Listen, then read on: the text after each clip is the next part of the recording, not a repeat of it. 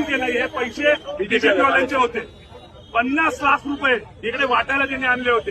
ते लोक कालपासून हे पैसे वाटतात ते, पण आज इथल्या एका जागृत नागरिकांनी त्याला पकडलं आणि त्याला आम्ही मारलं वगैरे काय नाही, चोप वगैरे काय नाही केलं. पण ह्याच्या पुढे जर कोण सापडलं गेलं आमच्या इथे असा फालतूपणा करताना त्याला व्यवस्थित वंचित स्टाईलमध्ये आम्ही आंदोलन लढू. प्रकार घडलाय कोणत्या पॅनलमध्ये? 18 नंबर आणि 13 नंबरच्या पॅनलच्या सेंटरवरती हा प्रकार घडलाय. इथे जे आहे आता बहुजन समाज इथे जागा झालेला आहे. येणाऱ्या काळामध्ये इथला बहुजन समाज इथे सगळे वंचितचे कॅन्डिडेट निवडून येणार आहे. पूर्णपणे इथे श्युरिटी झाली आहे. 99% पण नाही, 100% इथे श्युरिटी झाली आहे. हे पूर्णपणे इकडे